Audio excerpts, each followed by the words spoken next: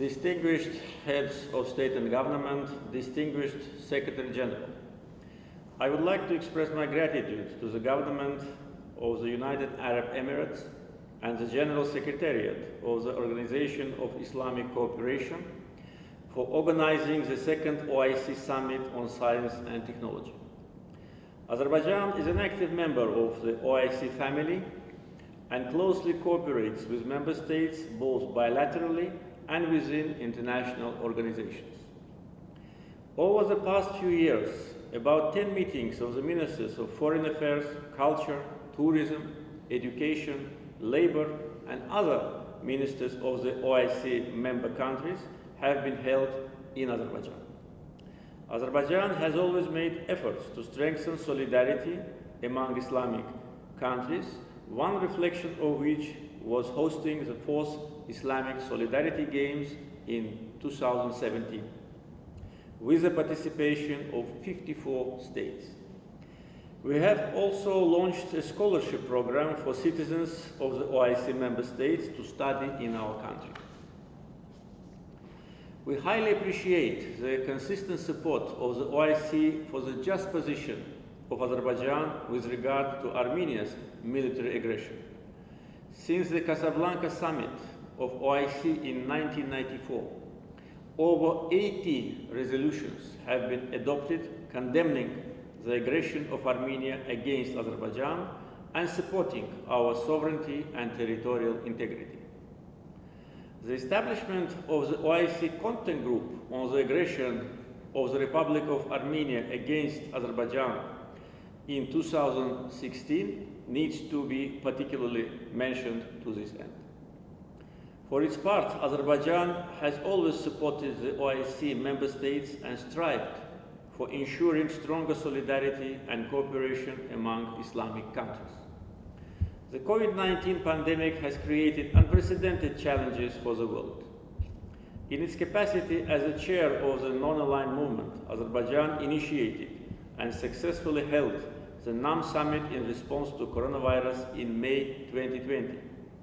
We also initiated the holding of the special session of the United Nations General Assembly at the level of heads of state and government in December 2020. Azerbaijan made voluntary financial contributions to the World Health Organization in the amount of $10 million and provided humanitarian and financial assistance to more than 30 countries, including a number of OIC member states with respect to coronavirus. We remain deeply concerned by the vaccine nationalism and inequality in access to vaccines between developing and developed countries. According to international reports so far, more than 82% of the world's vaccine doses have been purchased by wealthy countries, while only 0.3% have gone to low-income countries. We reiterate our call upon developed countries and international donor organizations with respect to providing necessary financial assistance to developing, in particular, least developed countries. As you know, Armenia for almost 30 years kept under occupation almost 20% of the territory of our country. Armenia conducted ethnic cleansing against Azerbaijanis. More than 1 million Azerbaijanis became refugees and IDPs.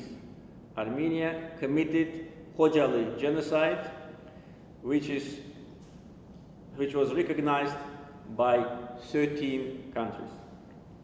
4 UN Security Council resolutions of 1993 demanding immediate, complete, and unconditional withdrawal of the armed forces of Armenia from Azerbaijan's occupied territories, declarations of the non-aligned movement, resolutions of the OIC, relevant decisions of OSCE and other international organizations constituted a legal basis for the settlement of the conflict. However, Armenia did not comply with demands of the international community and tried to keep our lands under occupation forever. In July, August, and September 2020, 3 times, Armenia resorted to military provocations along the state border and the former line of contact, killing innocent civilians and instigating the war.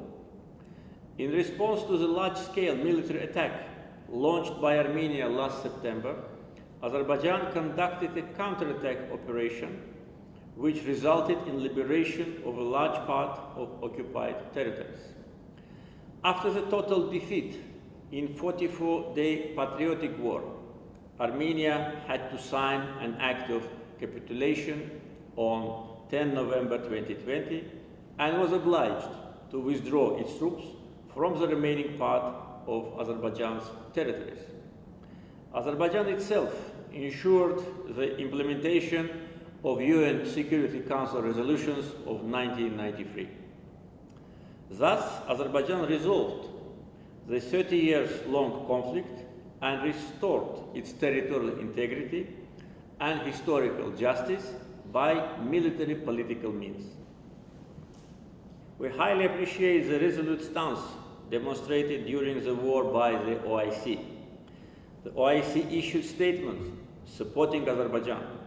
Particularly, I would like to express my gratitude to Turkey, Pakistan, and Afghanistan, which expressed political support to us from the first days of the war. During 30 years of occupation, Armenia has deliberately destroyed all cultural and religious sites of Azerbaijan in the occupied territories. Out of 67 mosques in the territories which were under Armenian occupation, 65 have been razed to the ground, and the remaining 2 have been severely damaged and desecrated.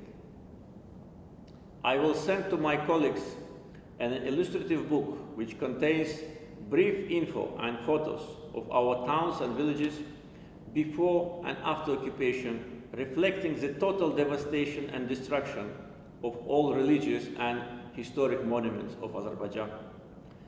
In its resolutions, the OIC strongly condemned the destruction and desecration of Islamic historical and cultural relics and shrines by Armenia in the formerly occupied territories of Azerbaijan. Using this occasion, I would like to express my special gratitude to His Excellency Mr. Yusuf bin Ahmed Al-Ottoman, Secretary General of the OIC, for paying a visit to Azerbaijan this April and for his sincere words of congratulations with respect to our victory. During his term in office, the Secretary General has visited Azerbaijan 6 times, which is a reflection of his support and respect for our country. He made significant contribution to increasing the international influence of the OIC and enhancing the solidarity among the OIC member states. This year, the OIC Secretariat, the OIC Contact Group on the aggression of Armenia against Azerbaijan, and the ISESCO's delegation visited liberated territories of Azerbaijan and witnessed vandalism committed by Armenia against the Islamic heritage. We observe attempts by Armenia to strengthen its relations with Islamic countries. A country that used our mosques as stables for pigs and cows and insulted the feelings of all Ummah cannot be a friend of Muslim countries and Muslims. Since the topic of today's summit is about science and technology, I would like to highlight that strengthening the scientific and technological potential of our country is among our top priorities. Azerbaijan is a member of the International Space Club. Today we have 3 satellites, 2 for telecommunication and 1 Earth observation satellite. Azerbaijan was selected to host International Astronautical Congress to be held in 2023. It's a sign of recognition of Azerbaijan's achievements in this sphere by the international space community. Recently, I identified 5 national priorities on socio-economic development for the next decade of Azerbaijan, one of which envisages creating competitive human capital and space for modern innovations. The government takes tangible steps for the development of innovation and startups ecosystem.